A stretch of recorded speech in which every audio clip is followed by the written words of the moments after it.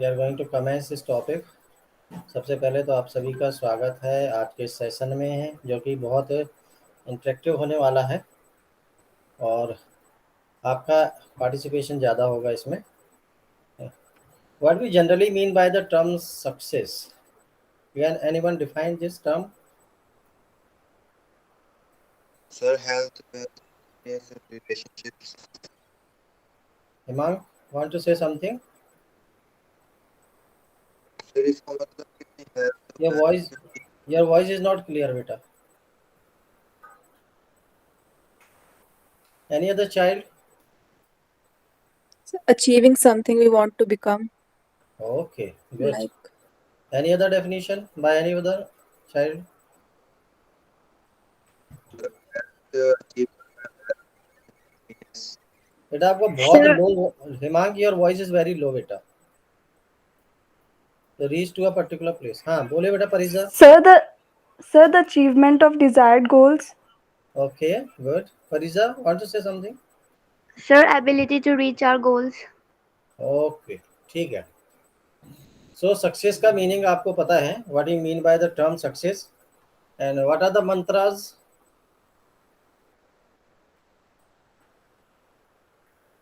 Sir, just like tips. Sir, so hard work, consistent. dedication, sincerity. You are telling the so many points which are coming under mantras na. What I am asking is what we mean by the term mantras. So Sir, how tips. how can we success in our life? Last time का हमारा topic क्या था? Last week Personal development. Personality development, उसके आगे एक और word था Tips. Tips. So the mantras are known as tips. So today we'll discuss about the so many mantras given by the so many dignified personality of our country and abroad. तो यहाँ पर अगर हम देखते हैं, we just go on to this, the first one dealing with the 17 motivational success mantras. Okay, because you all are students, so you need to know about these all success mantra, what we mean by this, or what are the success mantras we have. सभी के अलग अलग opinion है। मेरा भी एक article था जिसमें मैंने सक्सेस मंत्रास के बारे में बात की थी। तो ये है the first one. Can you read this?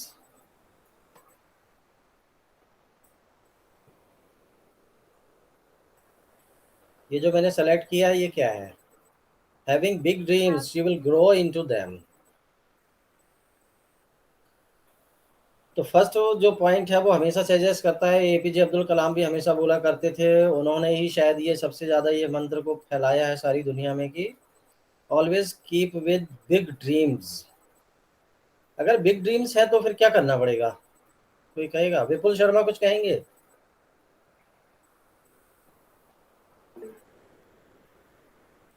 Parija चलो आप बोलो। Sir, hard work. Hard work, okay. और आज का जो थोड़ा सा समय है उसमें कई बार क्या कहते हैं लोग, दैट वी में गो विद शॉर्टकट्स आल्सो। लेकिन क्या शॉर्टकट जो है सही रास्ता है? I don't think so. तो पहली चीज तो ये कि that you just maintain that you must have big dreams. The big dreams के भी अपने अपने अलग अलग मायने हैं सभी के, ठीक है। कोई सोचता मैं बहुत बड़ा सॉफ्टवेयर इंजीनियर बनूं, कोई कहता है कि नहीं यार मुझे तो कम से कम जो है मंथली सैलरी मेरी कम से कम 2 लाख रुपए या 4 लाख रुपए होनी चाहिए। किसी का बिग ड्रीम होता है मुझे ईयरली जो है 5 करोड़ का कोई पैकेज मिल जाए। किसी का बिग ड्रीम होता है कि I must have my own factory, a big one factory, ठीक है ना। कोई चाहता है, किसी का ड्रीम होता है कि that I want to be a writer, a well known writer, है ना। तो so the dreams are different, every individual के अलग अलग ड्रीम्स होते हैं। लेकिन ड्रीम आपके बड़े होने चाहिए, ताकि देखिए एक्चुअल में होता क्या है, जैसे आप बोर्ड एग्ज़ाम देते हैं तो आपका जो एक्चुअली ड्रीम होता है वो ये होता है कि that I must reach 95, 98, 99 like wise. तो क्या ऐसा होता है कि 98 सोचते हैं और 98 आ जाता है? ऐसा होता है कभी? No, sir. नहीं होता। तो उसका कारण क्या है कि कई बार हमारे एफर्ट्स तो होते हैं, हार्ड वर्क भी होता है, जैसे भी हार्ड वर्क बोला किसी बच्चे ने कि हार्ड वर्क करने के बाद भी जो हमने पढ़ा है कई बार ऐसा होता है कि उसमें से कुछ चीज़ें नहीं आती एग्ज़ाम में, so at that point of time we lose some marks. तो हमारा जो 98 का जो टारगेट है, जो हमने बिग ड्रीम रखा है, दैट बिकम्स 88, 86, 84 लाइकवाइज। तो ड्रीम्स तो बड़े रखना है। अगर आपने ड्रीम ही अगर मान लीजिए 80% रखा है तो it would be very difficult to gain 98 और 95 और 94। ठीक है, तो ड्रीम्स बड़े होने चाहिए और उसको आपने मेंटेन भी करना है। अब मेंटेन आगे करेंगे, बहुत सारे आगे पॉइंट्स हैं। If you want to achieve greatness, stop asking for permission, ये पॉइंट है। क्या मतलब है इस पॉइंट का, क्या मतलब है? कुछ समझ रहे हैं? कोई बच्चा समझ रहा है इस पॉइंट को? फरीजा समझ रही हैं, बोलिए। Sir, if anybody wants to achieve greatness, then he should stop asking for.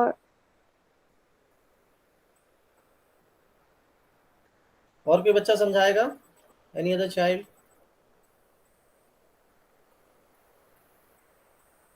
चलिए हम बात करते हैं इसके बारे में, ठीक है। If you want to achieve greatness, stop asking for permission. इसका मतलब ये है कि that you should fully rely on your own decision. You need not to be bother about what the others feeling, और you need not to go to them to ask for कि मुझे जो है ये करना है, मुझे वहाँ पहुँचना है, ये मेरी डेस्टिनेशन है, यहाँ तक मुझे जाना है, क्या तुम मुझे सजेस्ट करोगे या तुम कुछ मुझे बताओगे? तो जनरली जो होता है, जो हमारे नियर बाय सराउंडिंग्स में जो लोग होते हैं, वो जनरली जो है हमको कुछ ऐसे एडवाइस तो नहीं देते कि हम अपनी डेस्टिनेशन तक पहुँच जाएं, क्योंकि जो हमारी सोसाइटी है इसमें अलग अलग प्रकार के लोग हैं। अगर आपको जो बेस्ट एडवाइज़र अगर आपके मिलेंगे तो those will be your teachers only, और those will be your parents only, those your will be your siblings. तो आपके घर में ही, घर के आसपास और आपकी टीचिंग कम्युनिटी में आपके टीचर्स ही बेस्ट हो सकते हैं, या फिर अगर कोई आपका बहुत अच्छा मित्र हो जो आपको मोटिवेट कर पाए।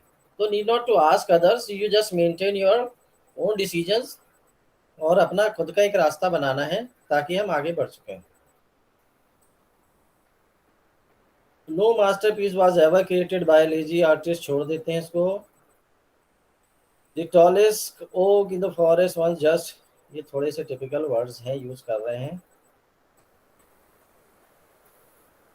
ये बहुत अच्छा पॉइंट है जो आपको मोटिवेट करेगा।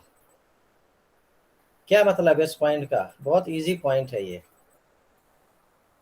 भाई कोई और बच्चे भी जवाब दो। भारत भूषण कुछ बताएंगे इसके बारे में?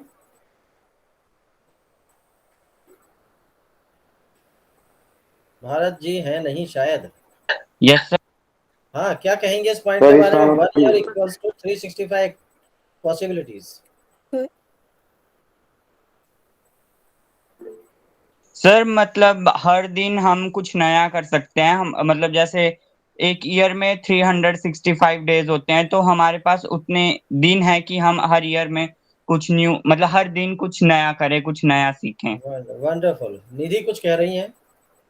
सर हमारे पास अपॉर्चुनिटीज बहुत ज्यादा हैं, हम कुछ भी कर सकते हैं। वंडरफुल। फरीजा कह रही थी कुछ। फरीजा बेटा, want to say something? You raise your hand.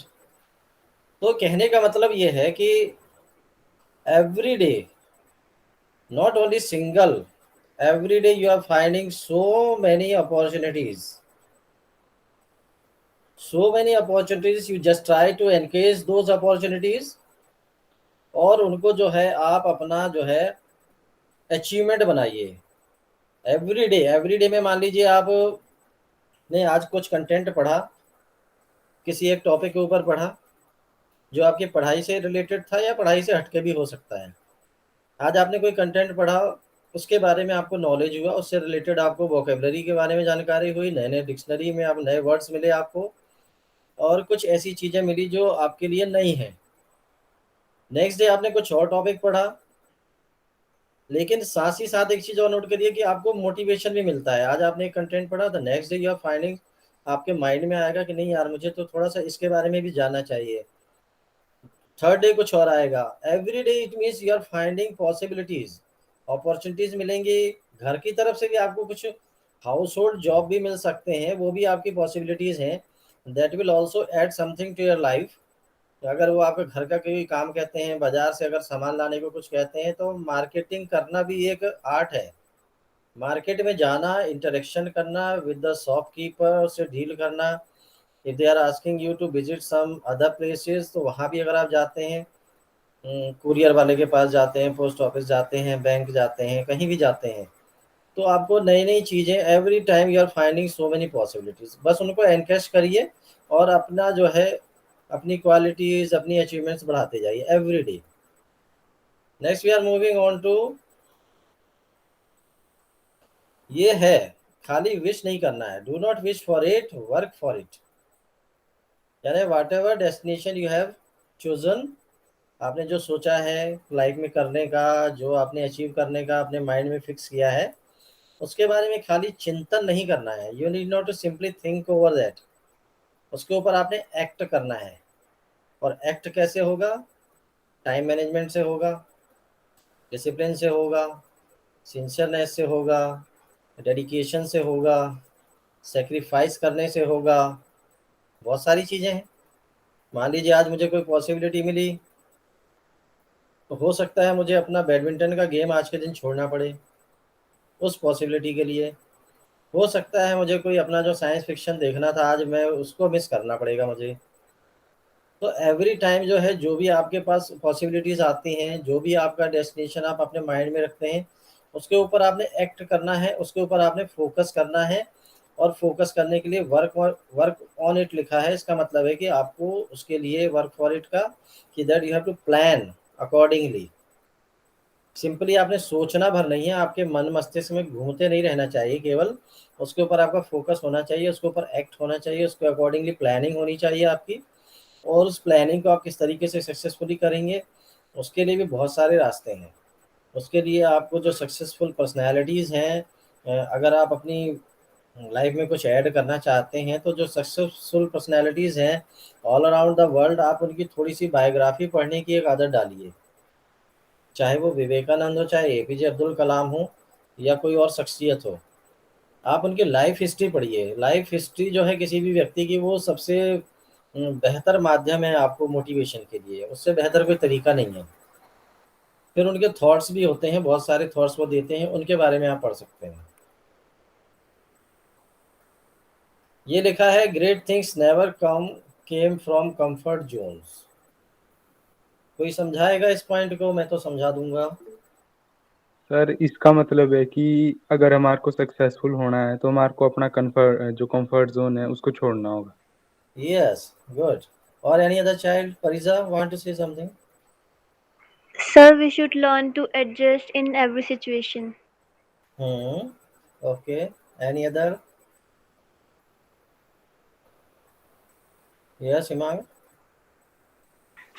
Sir इसका मतलब ये है कि हम अपने कंफर्ट जोन को छोड़ें और अपने एक लर्निंग जोन बना लें। कहने का यही मतलब है। गुड। कहने का मतलब ये है कि जब तक आप कंफर्ट जोन में हैं, तब तक आप शायद कुछ अच्छा ना सोच पाएं। जैसा कि लोग कहते हैं कि एसी रूम में बैठ के सपने साकार नहीं होते। तो एसी रूम में बैठ के, कंफर्ट जोन में बैठ के सपने साकार करना बड़ा मुश्किल है। थोड़ा सा फील्ड में आना पड़ेगा, आपको धरातल पर उतरना पड़ेगा। और जिन लोगों ने सक्सेस प्राप्त की है, वो देखना पड़ेगा कि सक्सेस एक्चुअल में अचीव कैसे की जाती है। उसके लिए what sort of methods are there, तो वो मेथड्स, मेथोडोलॉजी के बारे में आपको स्टडी करना पड़ेगा। तब जाकर आप कहीं, क्योंकि ये बहुत टिपिकल होता है, खाली सोचने भर से कुछ नहीं होता है, एक्ट करना होता है। और एक्ट करने के लिए बहुत सारी चीज़ों का हमको सेक्रीफाइस करना ही पड़ता है। तो जब तक आपका डेडिकेशन नहीं होगा उस चीज़ के प्रति, तब तक आप अपने कंफर्ट जोन से बाहर नहीं आएंगे। तो एक तो डेडिकेशन रखिए, और उस चीज़ के लिए आपको सेक्रीफाइस करना होगा। यही चीज़ है एक्चुअल में कि आप कंफर्ट जोन से बाहर आ गए हैं, और अब आप जो है अपनी सही दिशा की ओर आप अग्रसर हो रहे हैं। That is the true meaning of this. ये लिखा है, big journeys begin with the small steps. चलिए इसको डिफाइन करेंगे। यस हिमांग? सर इसका मतलब है कि अगर बड़े बड़े गोल है तो उनको छोटे छोटे स्टेप्स में बांट दो, फिर छोटे छोटे स्टेप्स को अब धीरे धीरे सॉल्व करते करते फिर उसके ऊपर चढ़ जाओ। और कोई बताना चाहेगा? यस भारत। सर लाइफ में मतलब जो भी हमारी जर्नी होगी, मतलब जो भी हमारा एम है उस वो हमें भी पता है, वो उसको अचीव करना बहुत टफ है। तो हमें उसको हाफ हाफ पार्टीशंस में डिवाइड करना चाहिए, मतलब उसके छोटे छोटे स्टेप्स में उसे डिवाइड करना चाहिए कि हम पहले इस चीज को अचीव करेंगे, उसके बाद हम स्टेप टू स्टेप आगे बढ़ेंगे। Wonderful. Any other child want to say something? Sir हमें छोटे छोटे स्टेप्स लेने चाहिए क्योंकि जो हम अचीव कर रहे हैं उसमें टाइम लगेगा। यहाँ पर तो स्टेप्स वर्ड्स को अगर मैं डिफाइन करूँ आपके लिए तो सबसे अच्छा तरीका ये है कि दैट इज स्मॉल अचीवमेंट्स। ठीक है, आप छोटी छोटी अचीवमेंट्स रखिए। आज आप रीडिंग करिए, रीडिंग करेंगे बहुत सारे कंटेंट्स आपके माइंड में आएंगे, आपकी सेकेंडरी मेमोरी में आएंगे। जब भी आपको ज़रूरत पड़ेगी आप रिकॉल कर सकते हैं उन चीज़ों को। पार्टिसिपेशन करिए, एवरीडे लाइफ में जो अपॉर्चुनिटीज़ आती हैं उसमें आपका पार्टिसिपेशन होना बहुत ज़रूरी है। अभी यहाँ जो बच्चे दिख रहे हैं मुझे 9 और 7 16 हैं जो भी हैं, तो इन्हें लगता है कि शायद इस लाइब्रेरी पीरियड में इनको शायद कुछ मिलने वाला है। ठीक है, रेस्ट ऑफ शायद कुछ खो रहे हैं, शायद उनको लगता नहीं है कि लाइब्रेरी पीरियड की इतनी ज़्यादा यूटिलिटी है। तो यहाँ जो बच्चे उपस्थित होंगे मुझे पता है कि वो कुछ ना कुछ यहाँ से गेन करेंगे, और मेरा भी जो एक्चुअल मकसद है वो यही है कि मैं आपको कुछ ऐसे कंटेंट से रूबरू कराता हूँ। हर पीरियड में आपको नई चीज़ें मिलेंगी, हर बार हम कुछ नई चीज़ें डिस्कस करेंगे यहाँ पर, क्योंकि आप जिस एज में हैं, जिस क्लास में हैं, यहाँ पर छोटी छोटी चीज़ों के बारे में ज़्यादा चर्चा नहीं की जाएगी। यहाँ कंप्लीट फोकस करेंगे हम आपकी सक्सेस के बारे में, आपके फ्यूचर डेस्टिनेशंस को आप किस तरीके से आप हैंडल करते हैं, आपकी जो सर्कमस्टांसेस बनते हैं लाइफ में उसको आप किस तरीके से हैंडल करेंगे। आपके अंदर पॉजिटिवनेस लाना है मुझे, आपके अंदर डेडिकेशन की परिभाषा भी आपको मुझे बतानी है, सिंसियरनेस क्या होती है। फिर हम टाइम मैनेजमेंट के बारे में बात करेंगे, जैसे अभी हमने लास्ट टाइम पर्सनैलिटी डेवलपमेंट के बारे में बात की। तो हर एक टाइम आपको हर एक पीरियड में कुछ नया यहाँ से मैं देने की कोशिश करूँगा, और वही हमारा मकसद होगा। और कोशिश भी हम करेंगे कि हमारा जो इंस्पेक्शन हो वो आपकी क्लास में हो, क्योंकि आपकी क्लास में एक चीज़ जो देखने में आ रही है वो ये है कि आप इंट्रोडक्शन में बहुत अच्छा, मतलब जो पार्टिसिपेशन है आपका, एक्टिव पार्टिसिपेशन बड़ा अच्छा है, क्योंकि आप सीखना चाहते हैं और बहुत कुछ आप लोगों को आता भी है, उसमें केवल थोड़ा सा ऐड करने की ज़रूरत है। तो यहाँ ये कहने की बात ये है कि अगर मान लीजिए आपको स्कूल में कोई एक छोटा सा कंपटीशन हो रहा है, और मान लीजिए कि सिंपल सा एग्जांपल दे रहा हूँ कि if you want to become a writer in your life, अगर स्कूल में मान लीजिए एक आया कि भाई इस विषय के ऊपर 4 लाइनें लिखो, 4 लाइनें कविता की लिखो या कोई सिंपल लिखो, मैटर लिखो, तो यहाँ से आपकी शुरुआत होती है। यानी अगर आपको राइटर बनने का अगर आपने सपना देखा है तो शुरुआत यहाँ से करिए कि आपको जो स्कूल में अपॉर्चुनिटी मिली है उसमें आपका पार्टिसिपेशन हो। पहली बार आप लिखेंगे 4 लाइनें, हो सकता है टू द कंटेंट ना हो, ठीक है, हो सकता है टू द कंटेंट भी हो जिसको लोग प्रेज आउट करें। तो यहाँ से एक्चुअल में शुरुआत होती है आपकी।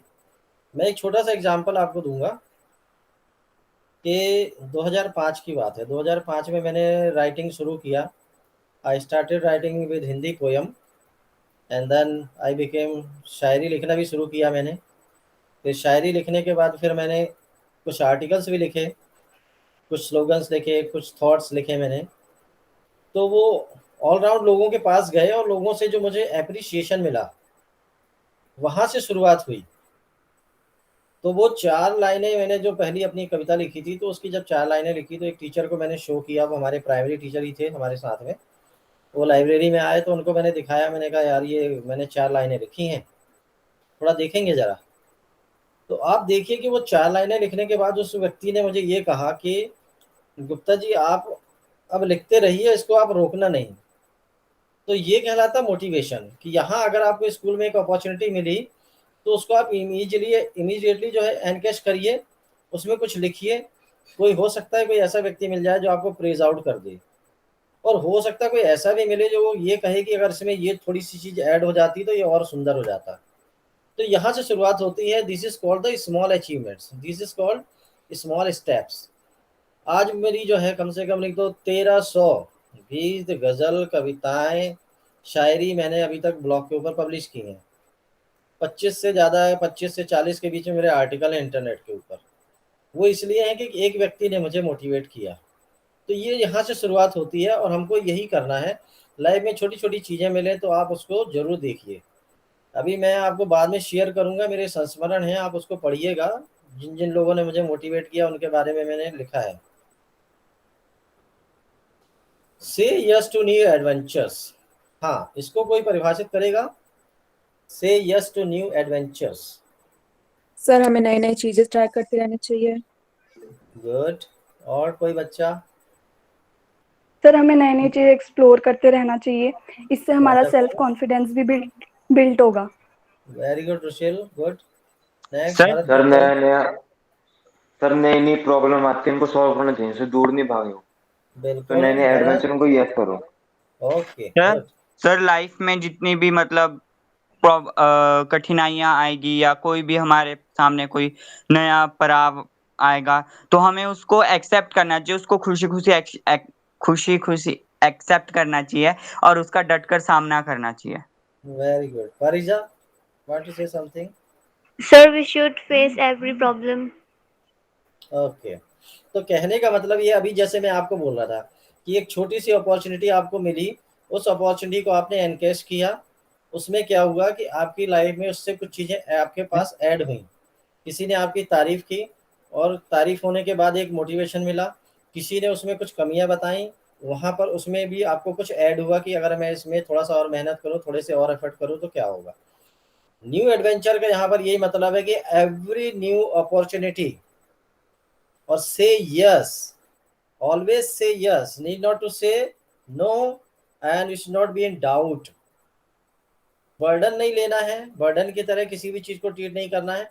जो भी अपॉर्चुनिटीज़ मिलती है उसको इमीडिएटली एनकैश करना है। तो एनकैश करने का सबसे अच्छा तरीका है कि वो जो चीज़ आपके सामने आ रही है, जो वो कॉम्पिटिशन आ रहा है, जो आपको एक कार्य दिया गया है, एक प्रोजेक्ट दिया गया है, उसके बारे में आप प्लानिंग करो, टाइम अवेलेबिलिटी देखो, रिसोर्सेज देखो अपने, फिर उसके बाद एफर्ट्स करो। ऑटोमेटिकली आप देखेंगे कि आप वहाँ पर सक्सेसफुल हो जाएंगे।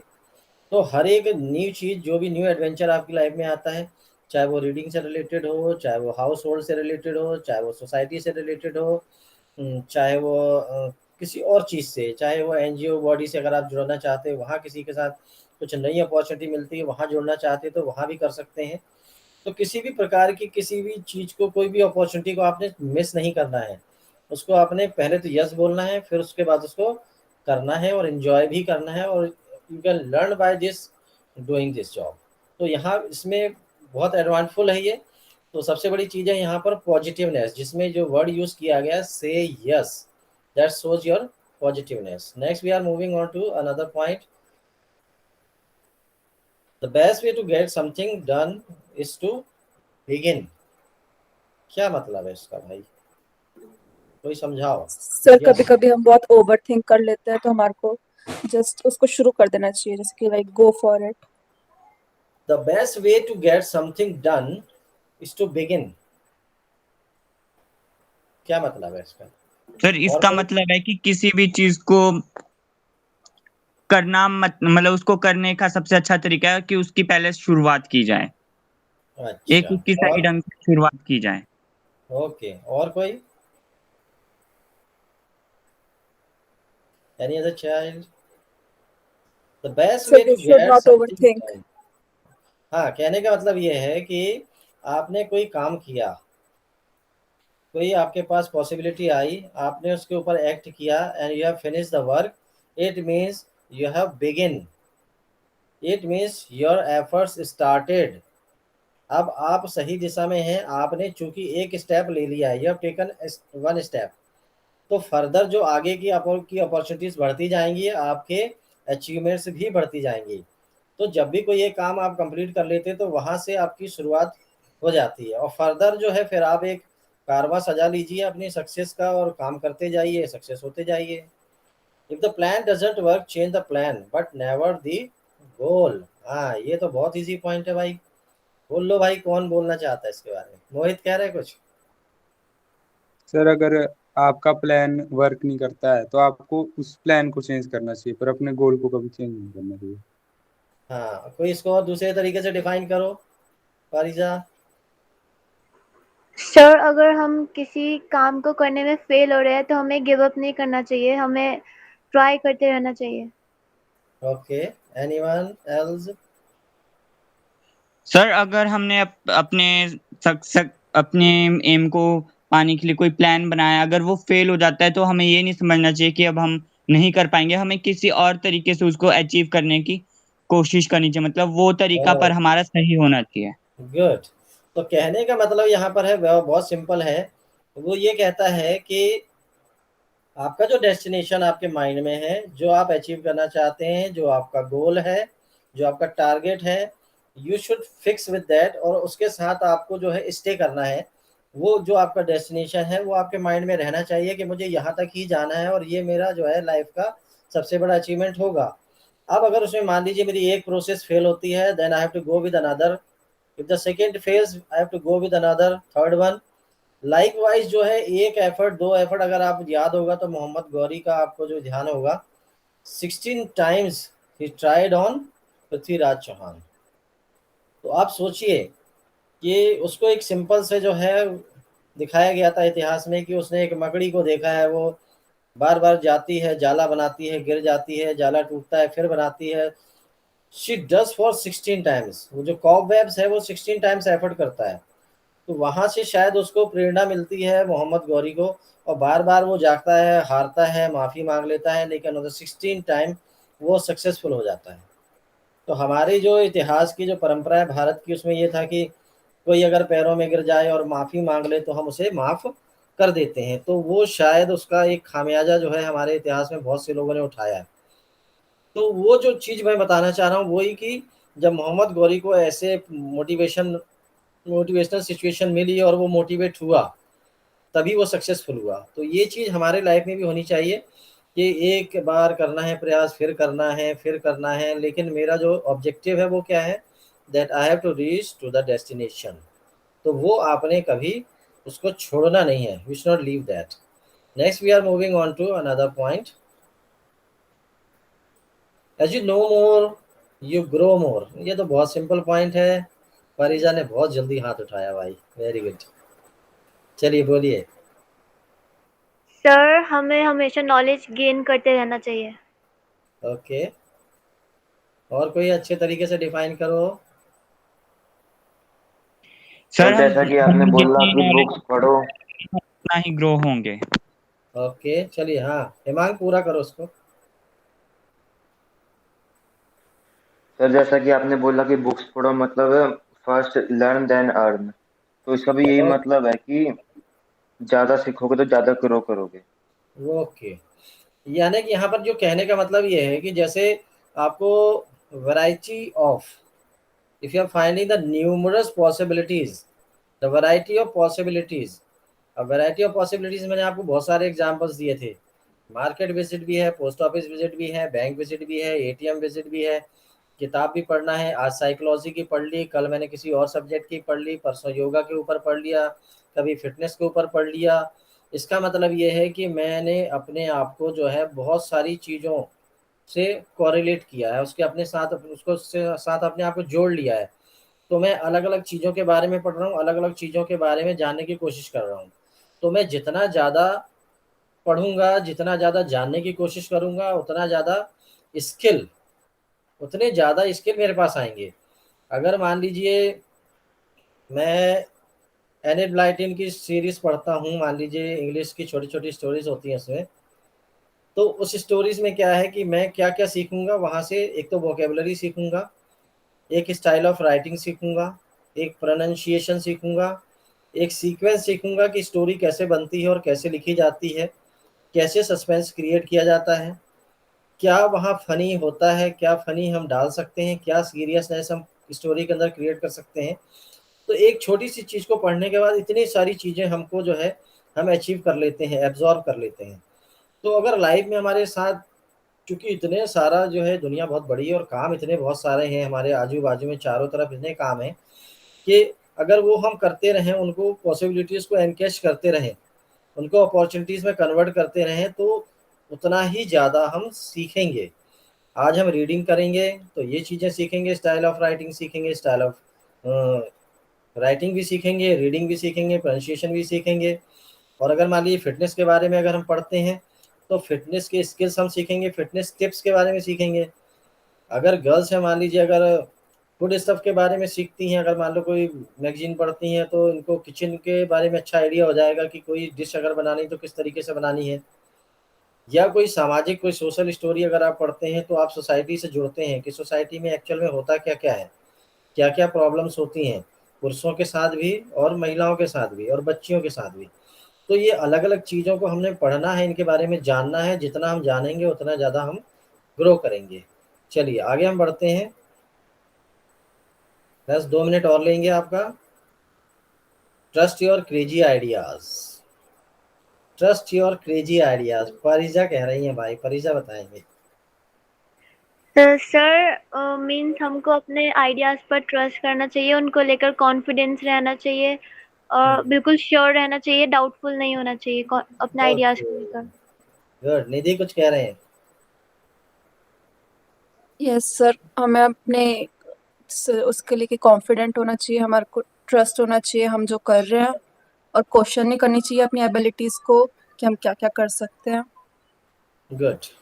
तो कहने का मतलब ये है कि क्रेजी आइडियाज समटाइम्स क्या होता है कि बड़े सीरियस आइडियाज भी होते हैं और कुछ क्रेजी आइडियाज भी होते हैं। तो 2 प्रकार के आइडियाज होते हैं। कई बार जो क्रेजी आइडियाज होते हैं उनको लेकर लोग जो है उनके कमेंट्स पॉजिटिव नहीं होती। तो जनरली होता क्या है कि अगर हम अपने आइडियाज से के बारे में अगर ज़्यादा हम डिस्कस करते हैं, स्पेशली उनके साथ डिस्कस करते हैं जो हमारे वेल विशर्स तो दिखते हैं लेकिन वेल विशर्स होते नहीं हैं, उस स्थिति में हमारे क्रेजी आइडियाज़ भी जो हैं वो शायद इम्प्लीमेंट होने से पहले भी फेल हो सकते हैं। तो एक तो सबसे पहले फोकस करिए कि मैंने जो आइडिया सोचा है उसको अगर मैं इम्प्लीमेंट करूँगा तो वो कहाँ तक जाएगा, हमारी मेरी डेस्टिनेशन के कहाँ तक पहुँचेगा। और अगर उसमें कुछ रह जाता है, कुछ लैकुनास रह जाते हैं, कुछ ड्रॉबैक्स रह जाते हैं, तो मैं उसको फर्दर किस तरीके से इम्प्रूव करूँगा, ताकि मैं अगर मान लीजिए फर्स्ट एफर्ट में अगर मैं 70% पहुँचा हूँ तो फिर उसमें थोड़ा-सा मॉडिफिकेशंस करके फिर उसको थोड़ा-सा अलग तरीके से दूसरे तरीके से उसको इम्प्लीमेंट करूँगा। नेक्स्ट टाइम में शायद मैं 90 पे पहुँच जाऊँ और एंड एट लास्ट थर्ड और फोर्थ अटेम्प्ट में मैं 100% उस काम को कर लूँगा। वो तो मेरा क्रेज़ी आइडिया जो है वो भी सफल हो जाएगा और मैं उसको अचीव कर लूँगा। जो भी मेरा डेस्टिनेशन मेरे माइंड में है वहाँ तक मैं पहुँच सकता हूँ। तो एक तो सेल्फ के ऊपर ट्रस्ट होनी चाहिए। अगर आपकी अपने ऊपर ट्रस्ट है इसका मतलब है कि आप जो आइडियाज़ लेंगे, आपके माइंड में जो आइडियाज़ होंगे उसमें भी आपका ट्रस्ट होगा। तो ये ट्रस्ट एक अपने ऊपर विश्वास करना, कॉन्फिडेंस होना, ये बहुत ज़रूरी है और ये लाइफ का बहुत बड़ा इम्पोर्टेंट पार्ट है। उसी तरीके से हम लोग कहते हैं बी कॉन्फिडेंट, बी पॉजिटिव। ऐसे हम लोग बहुत सारे पॉइंट्स जिसके बारे में हम लोग बात करते रहते हैं। फिर आती है बात मैनेजमेंट की, टाइम मैनेजमेंट की बात करते हैं, प्लानिंग की बात करते हैं। तो ये सारी चीज़ें अगर हमारे को अपने ऊपर ट्रस्ट है, हमें अपने ऊपर विश्वास है, इसका मतलब ये है कि I can achieve and I would reach to my destination. तो ये आज का टॉपिक था, लेकिन इसमें पॉइंट्स बहुत सारे हैं, इसको बाद में भी हम आगे फर्दर ले लेंगे कभी किसी सेशन में। तो इसी तरीके के हमारे टॉपिक्स होंगे आपके लिए।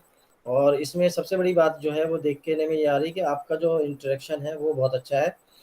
इसी बहाने कुछ आपके पास ऐड भी हो जाएगा और कुछ मुझे भी आपसे प्राप्त होगा, क्योंकि स्टूडेंट से मैं कोशिश करता हूँ बहुत सारी चीज़ें I want to absorb from my students also. तो आज का सेशन के बारे में मुझे केवल कोई एक बच्चा 2 लाइनें बोलेगा। आज का टॉपिक कैसा रहा? एनी वन ऑफ यू कोई कहना चाहेगा 2 लाइनें आज के टॉपिक के बारे में? Sir, today's session motivates us. Okay, Bharat कुछ कहेंगे? भारत हैं क्या? चले गए? कैसा है आज का टॉपिक, क्या है? ठीक रहा आज का? यस सर, आज के टॉपिक में हमने ये सीखा कि हम अपने एम को किस तरह से अचीव करें, अपने पे हमेशा कॉन्फिडेंस रखें। ओके, ठीक है। यही एक अच्छा प्लेटफॉर्म है जहाँ पर आप गलती कर भी सकते हैं और गलतियाँ सुधार भी सकते हैं। विपुल शर्मा कह रहे हैं कुछ? सर पहले सर मेरा माइक चल ही नहीं रहा था सर, जब आपने पूछा था ना सर, जी, अब जी। कर रहा है सर वर्क। ओके, बोलेंगे कुछ आज के सेशन के बारे में? Yes sir. सर आज के सेशन में सर हमने बहुत इंपॉर्टेंट चीजें सीखी सर, जो हमारी लाइफ में बहुत काम आएगी sir. Okay, good, thank you very much. चलिए आज के सेशन को हम यहीं पर समाप्त करते हैं। आप सभी आए, आप सभी जुड़े, बहुत अच्छा लग रहा है मुझे ये देख के। आपका इंटरेक्शन करने का तरीका भी बहुत अच्छा है। आप इसी तरीके से भविष्य में भी आते रहेंगे और जो नहीं आ रहे हैं उनको भी थोड़ा हम मोटिवेट करेंगे। और आपसे भी गुजारिश